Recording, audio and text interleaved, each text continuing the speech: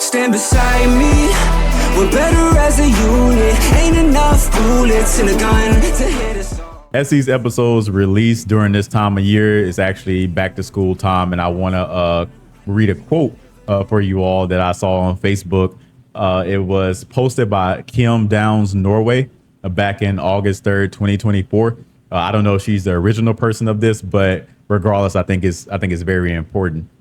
It says, "School is almost starting, and I want to ask you a favor. Sit with your child for 5 minutes and explain that there's never a reason to make fun of someone for their height, their weight, their skin tone, their home life, or the things they enjoy. Explain there's nothing wrong with wearing the same shoes every day. Explain to them that a used backpack carries the same dreams as a new one. Teach them not to exclude anyone for being different. Explain to them that teasing hurts and that school is for going to learn, not to compete or spread negativity. Remind them some kids don't go home to loving families, so it's important to be kind. It all starts at home." So I just want to send that message out. So, school's about to start. Hey, put some positivity out there. Enjoy the episode. All right. So the next question is, how do you balance learning new things with deepening expertise in one area? Speaks to generalist versus specialist tension. So I'll add my 2 cents, Hollywood, and then you can kind of come in behind me. So my opinion on this is, I believe that it's better to be or rather, I'll use a term that I heard here recently, which is kind of a T-shape skill set, if you will. So I do believe that you should have a wide skill set around, across a variety of technologies. We already talked about how, even if you're just entering into tech, it's good to have like a couple different languages on your resume that you're familiar with. So I do think it's good, especially as you grow in your career, to kind of have like multiple technologies that you're familiar with, different frameworks, whatever. I do think you should go deep in certain things, though. Obviously you're not going to be deep in all of those, right? I personally think that's unrealistic. So I would not expect someone to be, extremely knowledgeable in all these different technologies, but kind of similar to like your skill set, for example, like, C#, that's home for you, C#, you can borderline do it with your eyes closed, and that's kind of that deep expertise for you, versus maybe other languages. It's not as deep, but you put your hands on them, so you can still at least speak to them from a high level, and you can say, hey, I do have experience with this. And from a high level, I can kind of speak to using it, so that's my opinion. I think it's good to have a wide array of experience, at least from a high level. But I think, you should at least go deep in I don't know an exact number, but I definitely think you should go deep in some area. Yeah. Oh, man.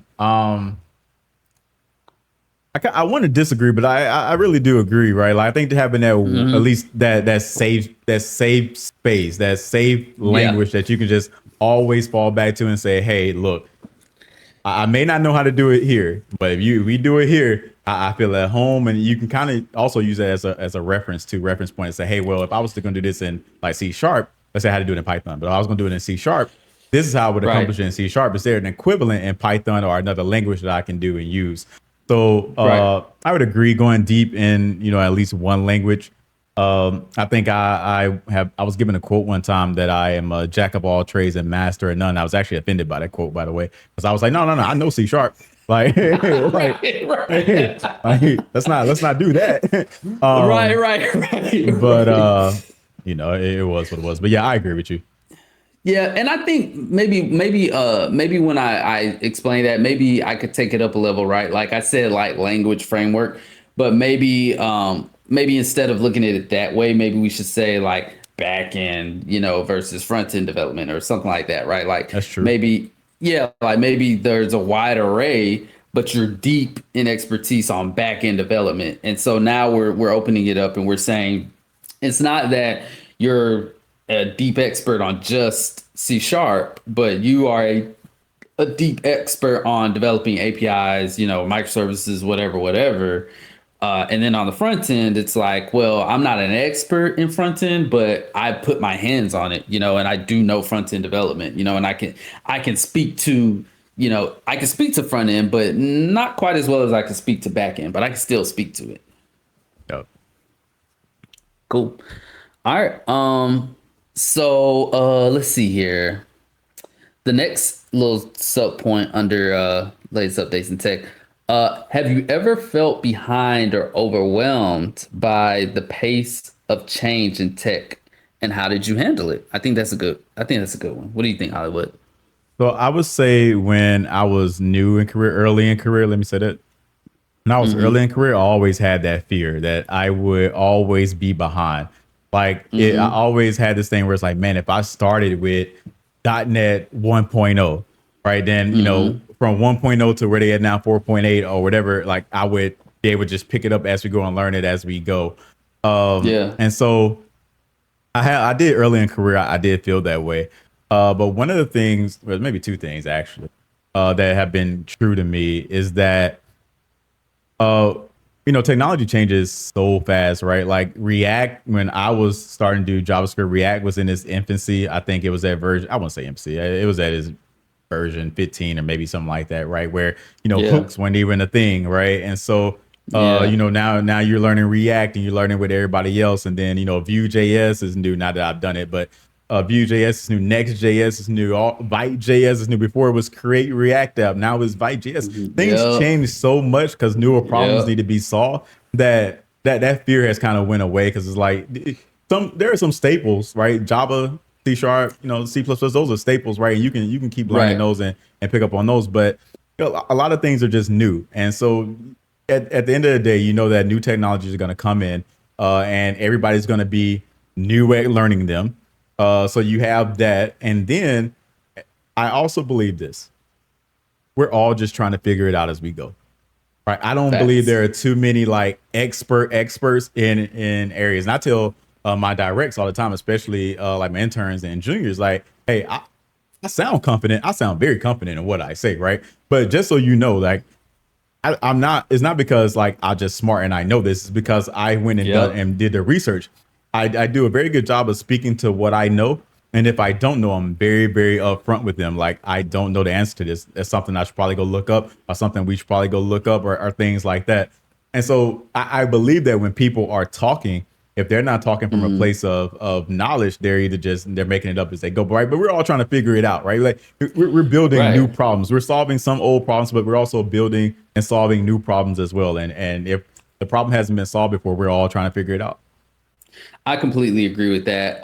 One thing I'll add on to that, and kind of before I go into like my point, one thing my dad said to me years and years ago when I was like graduating college and just getting into my career, he was like, look, these companies aren't hiring you because they think that you know everything, or that they think you know their business, but they're hiring you because they believe that you can learn it.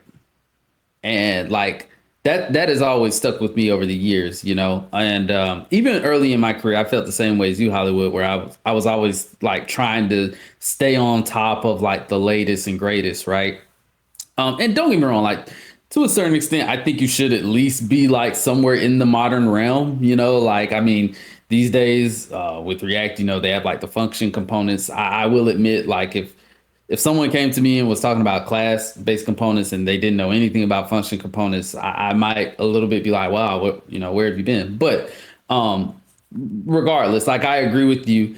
And I do believe that, kind of going back to what my dad said, like if I feel that a person can learn, then to me, it's not really about like, knowing the latest version of something, like if I trust that you can pick something up, if I trust that you're a good learner, that you're vocal, that you know how to, like you said, read documentation, then I'm honestly not super worried about you being able to jump into something that you might not be that familiar with, because you've already shown like, all right, this person is vocal. They're going to bring up any concerns They know how to read documentation, so they're going to be able to understand whatever it is that they're trying to grasp, and they're able to learn.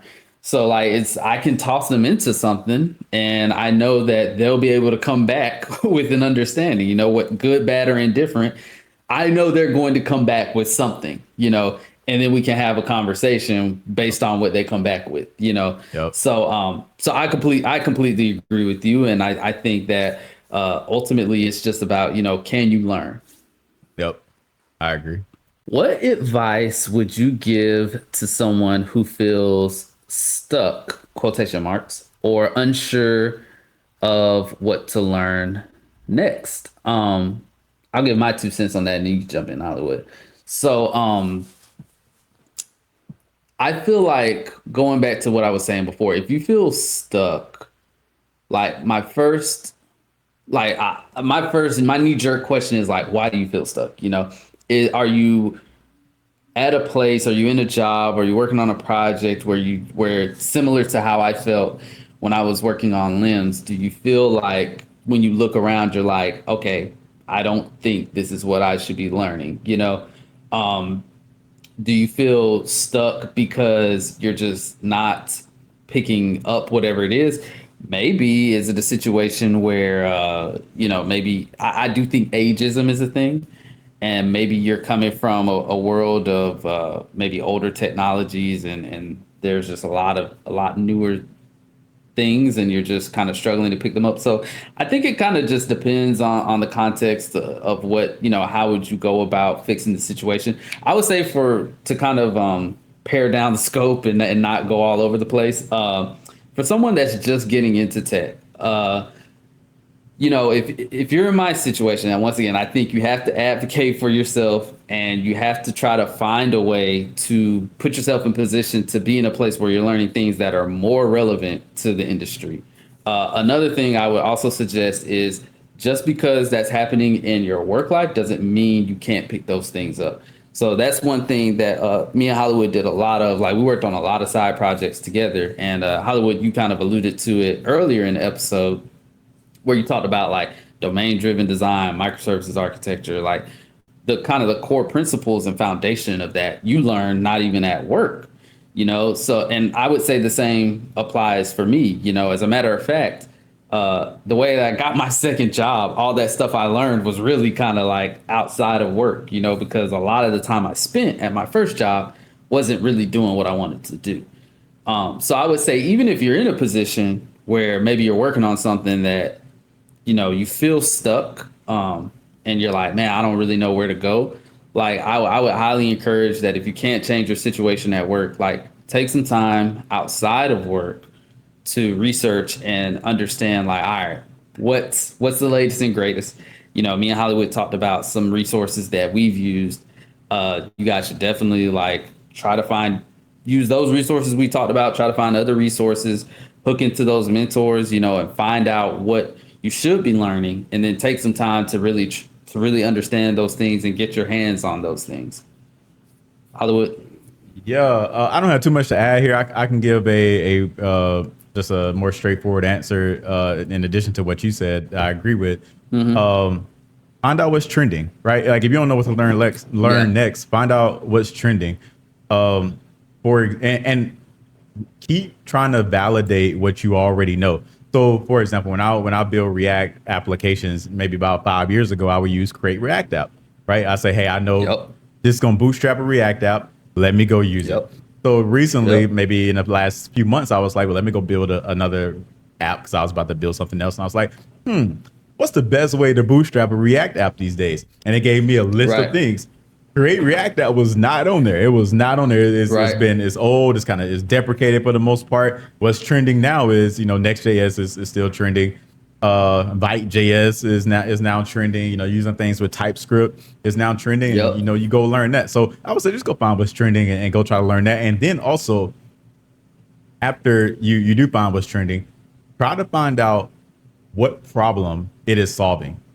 Because a lot of things will be trending just because it's trending, right? Like, oh, yeah, it's the next new thing. Like Dino, I think it's like a replacement for Node.js, right? Like, find out why, I've heard right? That, because it's like, okay, you replace create React app with Byte.js. Well, what problem did create React app have? And then, you go look into it. You didn't have access to the bundler.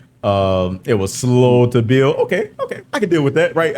I'll use Yeah. Byte.js. But if you're just saying, oh, because I don't know, it's just more fun. Okay, that's not a good reason for me to go and start using it. Yeah. Yeah. Yeah. So I have to do this tangent because I'm so interested in your answers. Okay, so since we're just on the, I really just want to take a little detour and get a little technical here.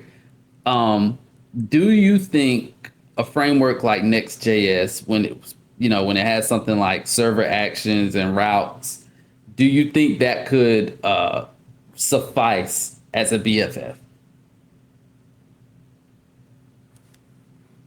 Yes, I think it could. I mean, it does what you need it to do, right? It depends on in what context you're asking. Are you concerned about cold starts and things like that, right? Because it's serverless, right? To me, it would be more of a technical decision, but like from a actual standpoint of what purpose it serves and what its capabilities are, yes, it definitely can be a BFF, and it can be a very nice one too. That's built right into the front end, which is probably where BFF should probably be built into in the first place. So yeah, I think it Yeah, suffices. It just comes with the question of what are the technical drawbacks? Are you willing to accept those? And I do think with yeah, like edge functions and things like that, those cold starts are like kind of resolved or mitigated. But I don't know too much about edge functions to really be able to speak to that. But I just do know serverless functions have the cold start problems and things like that. yeah, yeah. Cool, sweet. All right, yeah, yeah. Sorry for the tangent, but I was thinking along those same lines, and so I was like, huh, But yeah, cool. So okay, that's it. How did you navigate roles with seniority, especially as an underrepresented individual, especially in the tech field? This is a good one. This is a good one, man. This is a good one, dog. Um, oh, I have thoughts. I'm trying to think of how to be. I'm just gonna rip off my band-aid and just Yeah, talk. yeah, yeah. This Um, code switch, brother. So I'm just gonna talk. I'm just gonna be straight. I'm gonna keep it real with you, Hollywood. No chaser. I'm not gonna lie. I do think being an underrepresented individual sometimes can be the source of why I actually double down and I'm so like and I'm vocal, because I do feel that sometimes like because of who we are, because of maybe your race, especially your gender. I've seen, and I'll hit on that in a second. But because you're not, a white male, I feel like a lot of times, like when you say things, people like almost want to like kind of toss it to the side. And so for those reasons, I feel like sometimes that actually does fuel me to be vocal in the way that I am, because I'm like, no, I'm here to let you guys know that like this is how I feel. And I'm not just saying it just off emotion, right? Like this here, but I am going to try to have as much information as I can to back up my point, and I also want to lead with a personality and kind of a delivery that is not like disrespectful or anything, but shows confidence and shows that, hey, just because I don't look like everyone in this chat room doesn't mean that I don't know what I'm talking about, and I mean, I think if you back it up with logic and facts, then one of two things will happen. They either agree with you or they don't agree with you, and they just say something that doesn't make sense, or maybe they say something that you didn't know, and then maybe it's a learning moment for you, and that's okay. There's nothing wrong with being wrong, but I think at the end of the day, like you have to stand in your truth, and don't let the fact that you look different cause you to shy away from the moment. And kind of I thought about this story back. This wasn't my first job when we were at RSI. This was the job after. And there was this female that worked on the same contract that I was on, and she was like senior level. She had been there for like years and years, but she was female, and she was also like Hispanic, I think. And the interactions that I witnessed between her and like the other senior engineers that were like white males, bro, it was like, to me it was like insane. Like the disrespect that I felt they gave towards her, like they were very short with her. Anytime she tried to offer up a solution or she tried to voice her opinion, I feel like they were very short and dismissive of her. And I felt like that was very wrong because I was just like, y'all aren't even trying to hear her out. Like it was to the point where like if I was listening, I was like, I honestly didn't even understand what she was trying to say because the conversation was cut so short. Like y'all aren't even giving this lady a chance to explain where she's coming from. And so like I feel like that's an example of like as an underrepresented individual, sometimes you can be tossed to the side. But I would say once again, going back to being vocal, man, don't stand up and be who you are, and let them know, hey, I'm here. And I think as long as you operate within logic and facts, I mean, hey. Yeah, that should be enough, right?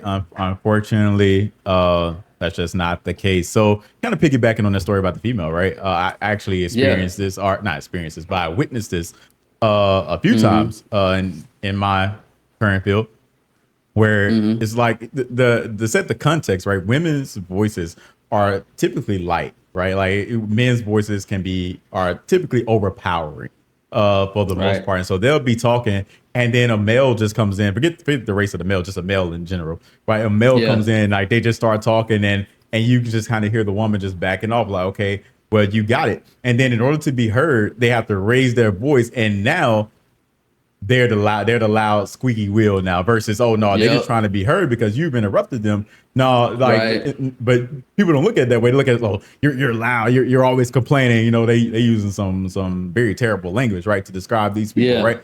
So I can definitely see that, but kind of going to being underrepresented as a black male, right? It's frustrating, right? Especially in this field. So let me frame this, right?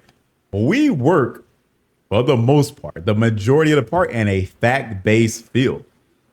So that means if someone's speaking facts, then the facts should matter. That should be the only thing that matters. Not really how you Right. feel about a situation, right? Like what you think about Right. another person. The fact of the matter is the fact. And so, unfortunately, though, I've been in rooms, in the past, recently, right, where there are conversations going on. I have one thought process of what I'm articulating based on what I know, and there's another person in the room who's articulating based on what they think they know. And you probably asking, okay, well, how do you know what you know, and then this person thinks what they know? Well, let me explain. Because when I speak, I'm speaking from I've seen this, right? I've experienced this, and this is what it is. This person saying, well, I've had a conversation with another person, and they've told me what it was, right? Yeah. I validated mine. You haven't validated yours. Right. And so Right. we're in this conversation, and like the person who can make the decision is like, well, they said this. You're saying this. I hear you saying this. I know Right. you said words, but this person has said this. So said that. So we're gonna go with that. And it's like, wow. Like it's amazing. And that's super frustrating. And you know that if you retaliate or if you Yep. respond in a certain type of way, now you are the problem. Right. And so when the question is like, how do you navigate those roles? I'm black every day. Situations are different every day. And so I'm still learning how to really, really navigate those where it's like, hey, I want to be heard. I make sure I voice my opinion. And kind of going back to something I said before is that I try to control what I can control. I can control Yeah. how I respond to it. I can control what I say, and I can, that's what I can control. And so I make sure that I speak up. I make sure that you heard what I said. Now, whether you agree with it or not, or whether you go with it or not, that's kind of on you. But I do try to make myself heard and make myself known. But at the end of the day, unfortunately, it just may not matter. I completely agree. One thing I think about in my mind, bro, is like I think back to our ancestors, and I think about what they went through for us to get where we are today. And man, that means a lot to me, man. And I like that's just one reason why for me, I'm like, I can't like I like Hollywood. I struggle a lot with just being quiet when I know, or at least when I have the facts in front of me that would tell me that something isn't true. Now, like I said, you might speak up and they might go, "Oh, well, this is this," and then you're like, "Oh, well, I did not know that was that," and that's a learning moment. And once again, like I said, nothing's wrong with being wrong. I actually think that's how you learn. But if I say this is this, and then you say I'm wrong, but you don't back it up with anything, all right, now you're just mad, now you're just emotional. But man, I just feel like because of where we came from, where our ancestors have come from, and all the previous generations and the work that they put in, I'm like, man, we can't just let you know who we are as a people, and the fact that we're kind of pushed to the side, keep us down. Fight in those spaces, because I do believe what we're doing now in Hollywood, what you've gone through and the things you talked about, bro, that is going to open a door for some black person down the road, male or female, like down the road, they'll be in a space because you've been in those spaces and because you've advocated for, your points and your opinions. So you're just day by day, you're normalizing it. So it's a tough grind, but I think it's necessary. Yeah, and let me say this too, and I know you agree with this because we've had this conversation multiple times. But at the end of the day, what we're going through and what we're fighting for pales in comparisons to what our ancestors did, and Facts. to really really give it the reverence that is due. Right, our ancestors fought for something that they knew that they would never see. Right, I think we kind of lose that context in this day and age where we're trying to get ours now because we're here. Yep. But man, I mean, Yep. just the reverence I think it deserves for just knowing that they were fighting for a future that they knew they would not live to see. That's why, man. That's why I don't like when people say I'm not my ancestors. I'm like, you're right, you're not, because what Facts. they went through is like a million times worse. And I mean, I ain't gonna lie. Even when I got laid off, I'm not gonna hold you. Like, I was complaining and this and that. But bro, like, how blessed I am. Even despite getting laid off, bro, like the financial situation that we're in and how blessed we are to be in the situation that we're in, bro. Like, I mean, this is really nothing. This is really peanuts in their eyes. Let's remember we had ancestors that literally like jumped off the ship, bro, and just Facts. like, and they knew. They said, "I'm dying when I jump in this water, but I would rather do that than just roll over and give in to this." And so I feel like, man, like you said, like giving it that reverence. That's why, like in those spaces, dog, I'm like, no, no, no. Like you gonna hear me, you gonna feel me, Yeah, yeah. you gonna feel me. Uh, So yeah, completely agree, man. Okay. So I noticed within your software engineer roles, you stayed about 1 to 2 years in each role, which seems quite short. What qualities do you think helped you move across roles so often? so definitely keep it 100 here. I left for the money. Well, actually, hey, let me restate. I left for the money and I That's a left real. for That's a real. yeah, and I left the first time I left. Just to be clear, the first time I left. So I've had one, two, three, four, maybe 4 or 5 jobs if I kind of go back through my history, and 2 of them is at the same company. So the first job I was working at, I was doing VB6, and people may not even know what VB6 is these days. It's not .NET. Right. It's literally like Right. a rapid application development language or something like that. So it's scripting. It's basically scripting. It's not really coding. Yeah. And so I'm like, Yeah. again, being a very intelligent person, one who realized that, hey, I didn't want to make this type of money being a teacher. I'm gonna go be, go Google and try to be a computer scientist or whatever. Also Right. decided that, hey, I don't think VB6 is going to translate very well in the future. So, Right. I'm trying to get off of it. And I went to my manager and tried to get off of it. And it's like, yeah, we can kind of get you into R&D. But it's going to take some time. Well, hey, you know us, right? Like, we're not patient like that. This is my career we're talking about. I don't have time for you to be playing with it, right? Right. So I decided that I'm going to go look for the job. So I went and started looking for the job to see if I can do some C#, what I actually went to school for. So I found a Yep. job. And it was actually paying only like $3,000 more than what the previous job was paying. So I tried to get a little bump. And so it went up $2,000 more, so extra $5,000. But again, it was partially the learning and it was partially the money the first time I left. The second time I left was purely money. Like I was thoroughly enjoying what I was doing at RSI. Like, we had this conversation. RSI was cool for the most part. We just Right. weren't getting paid, right? So Right. I dipped and left for the money, and that's why I left. But just so happened, even though I left for probably the wrong reasons, right? And it's hard to say if it's the wrong reasons because at the end of the day, this is your life, this is your career, right? Right.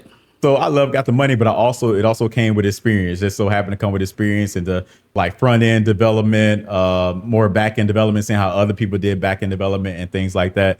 And so I was there kind of for a good while, even though my resume says that it was like 2 years. Technically, we got bought out. So that time kind of conjoined with my time at CDK. So that was like 5 years total, somewhere around there if I'm doing the math right. Then I left and went to Amazon.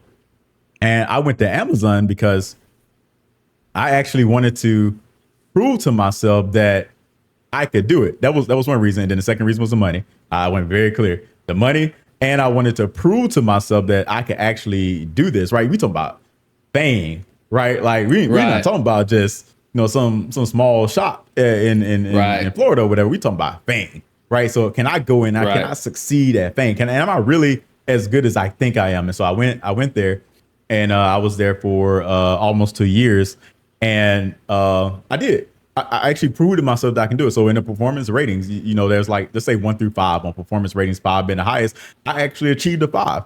And when I achieved that 5, it was like, wow, like I actually belong here and I can actually perform at a high level. And so once I did that, I kind of had already proven to myself that I could do this, right? And Amazon also brings a lot of stuff. It brings a different type of culture. It's very demanding, but it's also rewarding at the same time. I worked with a lot of smart people. Like if you ask me the one thing, maybe the only thing I miss about working at Amazon or AWS is the people that I work with. My directs that I managed, it was literally a management job. It was more of me trying to get out of their way and making sure they stay out of their own way, right? So that they can have a decent work-life balance while also contributing. Like they're high performers. They're self-motivated. I don't have to go tell them that you need to go fix something that's broken. They're going to go fix it, right? Then they're going to inform me that, hey, I fixed this because it was broken, right? Versus kind of how it works at other places. And so it was rewarding in that sense. I work with smart people. And so my manager, I had so much to learn from my manager. So it's really the people that I miss, not necessarily Amazon. I could do without that culture and things like that. But the people were great. And but anyway, I ended up coming back or leaving because they didn't announce the RTO thing. And after being remote for so long, it was like, do I really need to be in the office to do my job? Like, I don't think I need to be. And I would go into the office like maybe 3 days a week when we kind of had RTO at a certain level. And I didn't mind being there, but it was a ghost town. Like I was literally the only one there for the most part. In certain sections, it was kind of like, why do I need to be here to go take the same team's call and gonna go take it home? And I just kind of lost faith in the leadership at that point and just decided, hey, I'm gonna just try to find that good work-life balance again, where I can be at home. Because here's the thing, I was in Seattle at the time. My family's back down here in the South. So if I needed to go and see somebody, like I had to go travel on the weekends. And if y'all know about traveling and flying, like that's a whole process. Like you got to get to the airport, wait, like it's a lot. And so being able to work remote, I could still do that, but I could also spend more time there because I didn't have to be at a certain location. But then when it became hey, you got to be in here 5 days a week, that's hard because now I got to fly out on like Friday Yeah. nights, come back in on Sunday and stuff like that. And I'll just end it here. You know, Amazon was big on DEI, and maybe they still are, maybe they're not. I don't know. I'm not there. Uh, but I really wish they had understood the impact for diverse candidates with the whole RTO, because we don't live, our families don't live in Seattle. Like when you're in That's true. Seattle, they stay in like That's true. Tacoma, they stay in like the outer skirts because that's what they can afford. That's what we've always been able to afford. Or my family stays in the South. So when you ask me to come into this office every single day, you're limiting the time I can actually spend in my own community. So anyway, That's a good point. I'll end the tangent there. That's actually a very good point, Hollywood. Especially there at the end, I like how you kind of brought the community into that. I had never even thought of that. That's actually really good. They don't think about it either, right? So Yeah. So one other thing that I would just mention as far as kind of moving through, because when I think about kind of my background, I don't. So obviously my background is different. I don't think I've ever spent. I'm trying to think in my head. I think the most time I've ever spent in a single role was like 3 years, and that was when I was working on Base Hollywood. So similar to you, like I've kind of hopped between positions and just moving up or whatever. But one thing I would say too is like, in order to do that, like you have to be comfortable being uncomfortable, I would say, because I think the biggest thing about that is the moment you jump into another role, like it's completely different, obviously. And I mean, you're going to get thrown into whatever the project is, right? And so, I mean, especially as you move up, like a senior engineer coming in, like we're not going to sit here and spend days and days and days talking about things like we're immediately getting you up and running, you know. So I just say that to say, like, you know, if that's something that you find yourself doing over the course of your career, or that's something that you're curious about, I would just say, you know, you're going to have to be comfortable being uncomfortable, you know, because you're definitely going to be thrown into new projects. If it's a promotion, you're going to be thrown into things that on day one, it's like the fire hydrant moment. There are fires everywhere. And you just have to really get in there and get your hands dirty. But I think if you have the kind of that initiative and that ambition, I think you'll do great. oh, Sweet. All right. So here's a follow-up I actually have, Hollywood. So do you think being a good software engineer inherently brings about those transitions? And I'll kind of give you some context on that question. So what I mean when I say that is, if you're a good engineer, do you believe that just implicitly, right, you're going to find yourself moving up? I would think so, right? Because I would think if you're a good engineer, over time, you're probably going to find yourself getting kind of pushed into having additional responsibility. And I'm going to throw you an example that involves you. So you told me about when you had a one-on-one with your boss and they wanted to move another team under you. And, you know, you came to your boss, he was like, man, you know, I already got all this and this, or, you know, y'all got to do something different. And he was like, man, if we don't put this team under you, then, you know, we're stuck like Chuck, you know. So you basically ended up taking on that team. But I think that is evidence of just how good you are in your current role, you know. And so I think even though it's something that you didn't ask for, you know, it just kind of happened because, you know, you're just good at what you do, you know. So I personally do believe that if you're good at what you do, you're just going to inherently bring about that additional responsibility. I do believe that, you know, at the end of the day, if you do want that, you have to advocate for yourself, because depending on what it is, nobody's going to come and just like hand you a promotion. But at the same time, I think people will definitely be kind of like side eyeing you, like, yeah, I think this person would be good for it. I don't know if that's what they want though. Yeah. So when we say moving up, I guess we're talking about promotions, right? Is that what you're saying? Yes, yes. So when I say like transitions, I kind of mean like moving up, right? Because I would think like if you're moving around every 1 to 2 years and you're just like, okay, engineer, I would hope you're making more money. Because if it's not that, then I'm kind of like, all right, well, what's the inspiration to do that? Yeah. So I would say it is more. It's less to do with being a good engineer. Unfortunately, if you're Hmm. talking about within the same company, I think it has more to do with what you said after that, which is advocating for yourself. I've seen bad engineers advocate for themselves and get promoted because they just Hmm. the squeaky wheel, right? Hmm. I do think that being given more responsibility is kind of like the gift and the curse. And what I Hmm. mean by that is that companies are actually always willing to give you more responsibility without the promotion, right? Hmm. They'll give you senior work if you let them Yeah. without a promotion at all. And so Yeah.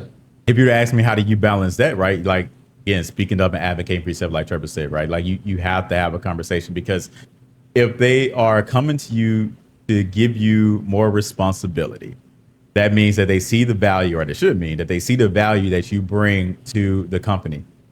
And so if they see the value that you bring to the company and they're coming to you with the responsibility, you have some leverage there to be like, hey, Yeah. look, you're handing me this work and we need to start having a conversation about getting to that next level because you're asking me to do Yeah. next level work without next level pay.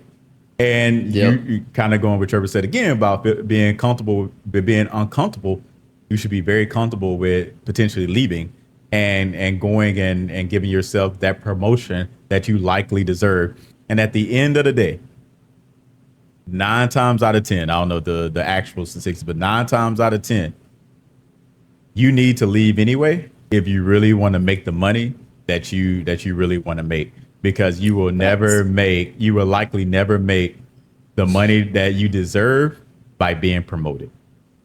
Facts. Man, that's all facts. You want to know the crazy thing? One time I heard an HRBP say that it is actually cheaper to in certain situations. I'm not going to sit here and say that they meant for every single situation, but it's actually cheaper in certain situations to let people walk and just hire in somebody new than give them what they asked for. And I don't remember because that conversation was so long ago, but she kind of went into the math a little bit, and I was sitting there and I was like, wow. I was like, I guess I never really thought about that scenario, you know? Yeah, I mean it's easy for HR, right? Because the only numbers they deal with are salary, total comp, right? But Yeah. when that role is gone and that role hasn't been filled and that work's not getting done, how much revenue is that costing you? True. True. True. Okay. All right. So let's move on. So going to the next section. So that's it for the seniority.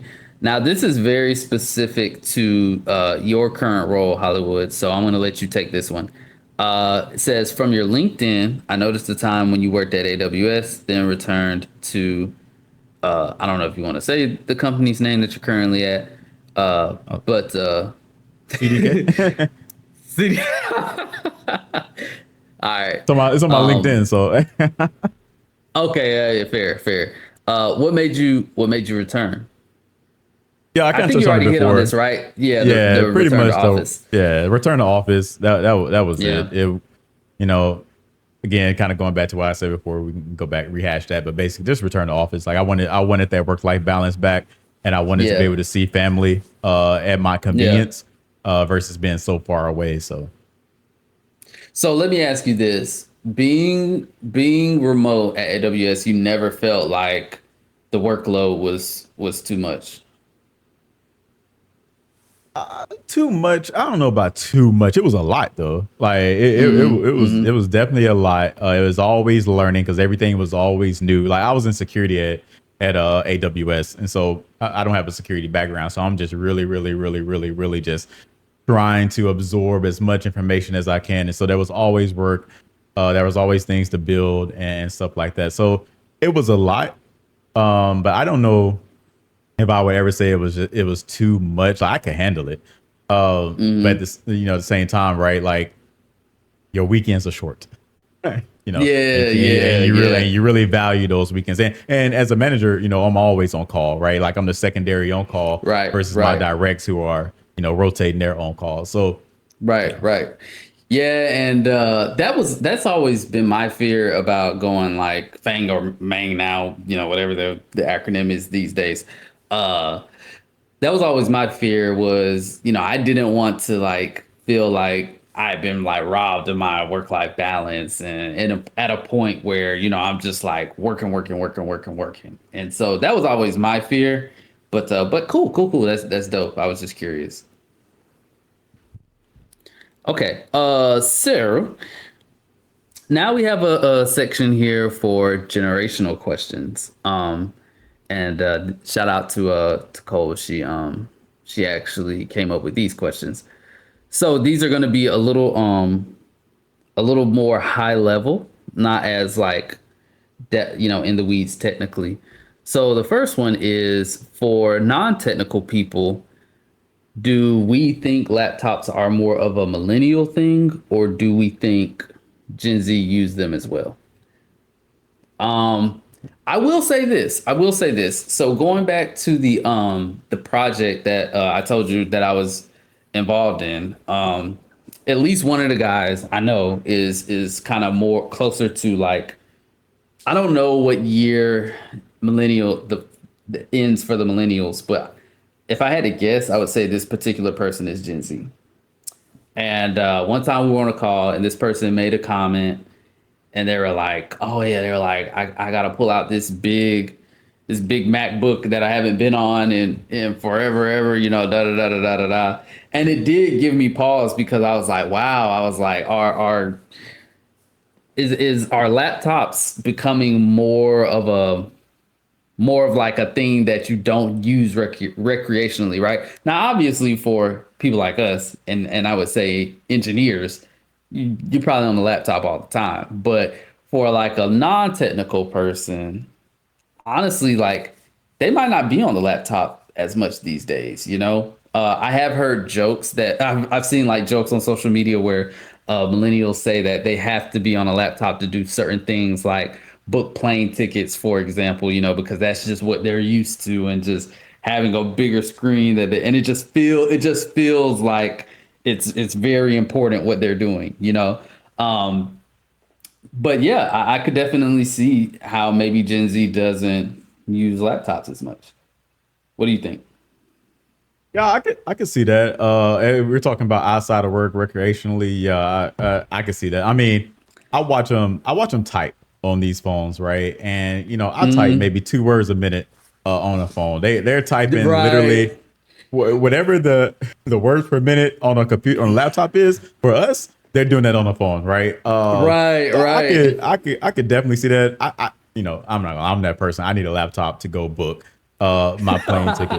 Like, I will check it on the phone. Like, I'll go, it's convenient, Yeah, right? Like, oh yeah, okay, this is the flight price, but I'm going to go to the computer to book it. That's too much. I don't trust, man. Like, I can't see enough. Hey, I need to see everything. I need to make sure, like, there's not any hidden stuff that I didn't go and double check the yeah, screen. There's only so much real estate, right? And so, yeah, and yeah, again, I type slow and I get frustrated on the phone anyway. So hey, let me get to a yeah, keyboard, let me get to my mouse, and let me start yeah. typing my however many words per minute I type. One thing that I've actually been like purposeful about is if I'm doing like recreational things, I've tried to be more committed to doing it on my phone because I feel the same way as you, and I don't, and I'm like, man, I need to try to like keep up. I need to try to keep up with the times and like make sure I'm not over here like being obsolete. So if it's something obsolete, I mean, goodness, not something obsolete. If it's something recreational, I'm trying to be better about like trying to do it on my phone. Because I'm just like you, like historically, I'm like, oh, if it's something like, oh, I need to book a hotel, I need to book some plane tickets. I'm like, all right, man, I gotta get on a laptop. Yeah. But I'm trying to do a better job of like doing certain things on my phone. But obviously with us kind of being in tech, like it doesn't matter. I'm still going to be on my laptop like all the time anyway. Yeah. You know? Yeah. Yeah. Give me the laptop. I'm good.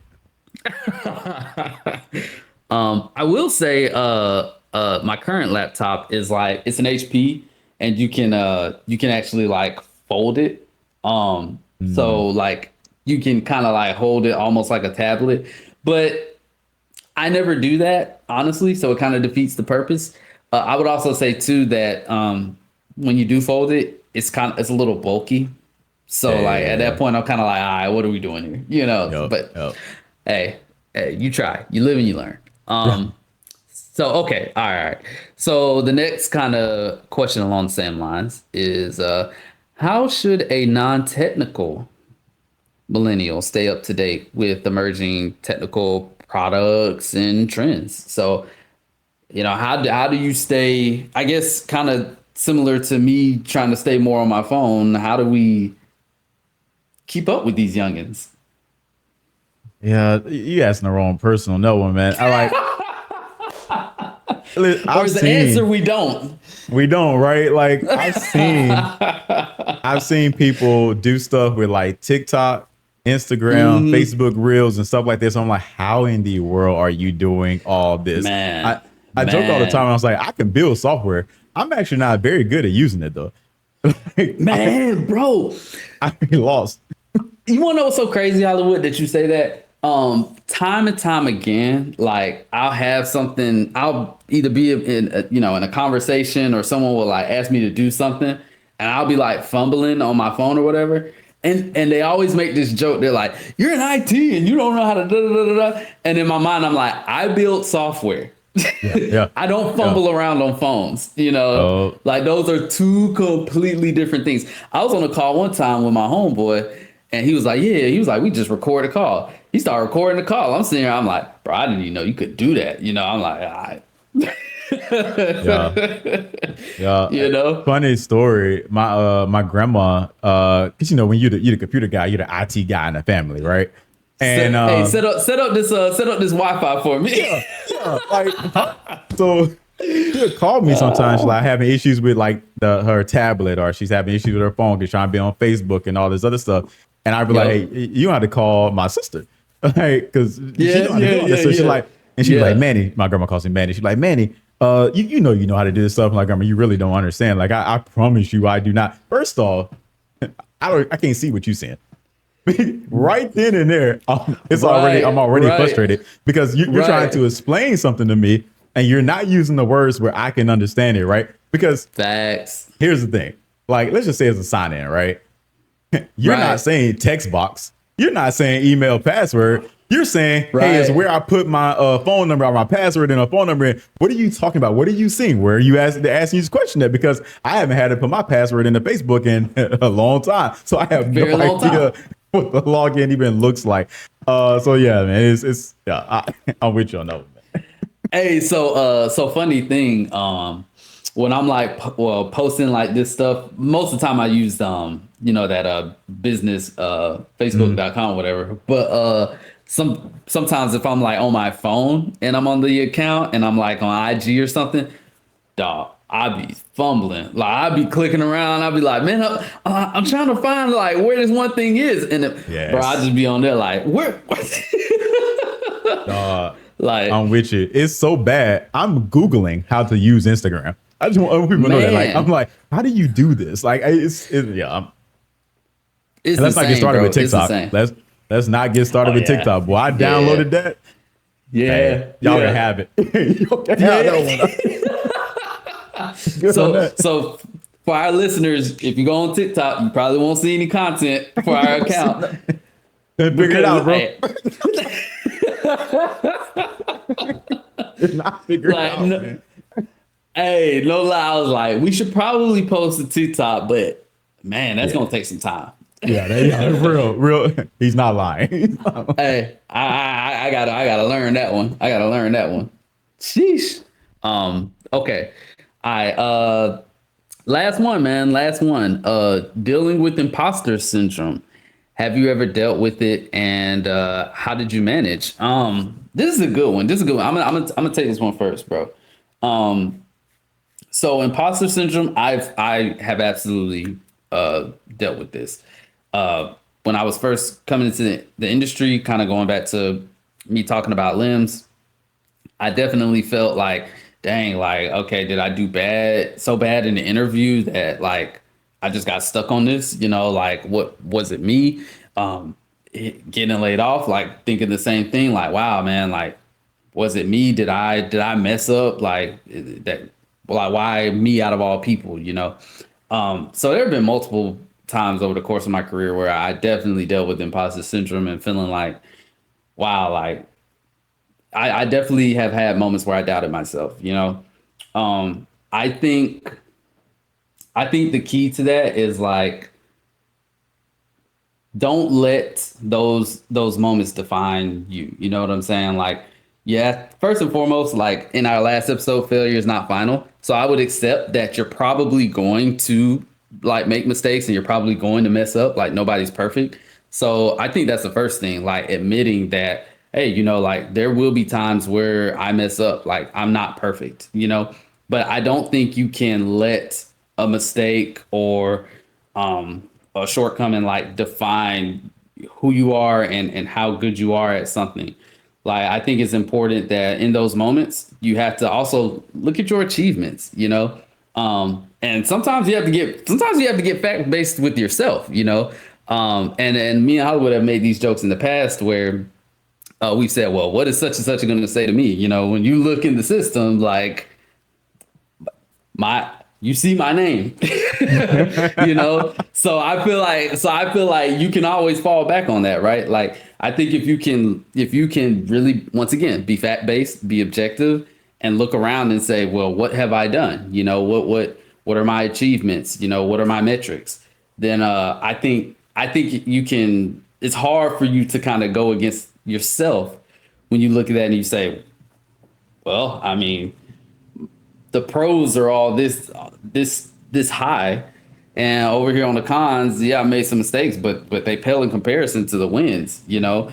And so I what I would say is, you know, just keep that mindset and you know, just try to be fact based about it, and don't let those L's get you down. You know, you got to get back up. You got to get back up, and don't let the imposter syndrome be permanent. Yeah. I agree with that last statement wholeheartedly too. Don't let the imposter syndrome feel permanent, right? Have I ever experienced imposter syndrome?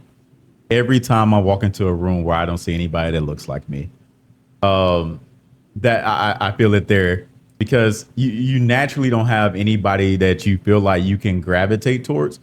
Even the small things, right? Where it's like, hey, we're in this meeting room, you know, nobody in there looks like me, fine. But when we go take a break and everybody's kind of getting into their groups and having conversations, I actually leave. I actually go to the break room and just kind of like be by myself to re-energize and really just kind of like get some levity in my atmosphere, because it's just a lot. It's very overwhelming. But how do I get over that? Is what Trevor said, right? Like focusing on the facts. At the end of the day, if I can speak to the facts and just only speaking facts, then I really don't have too much that I have to like worry about, right? Like, I mean, whether you want to hear the facts or not, it kind of goes back to the, you know, whether they want to hear them or go with some other things, that's fine. But not that it's fine, but you know, hey, let me control what I can control and let me focus on the facts. Right. And typically the imposter syndrome fades away. But yeah, every time I walk into a room that people that don't look like me, like, it's like, man, do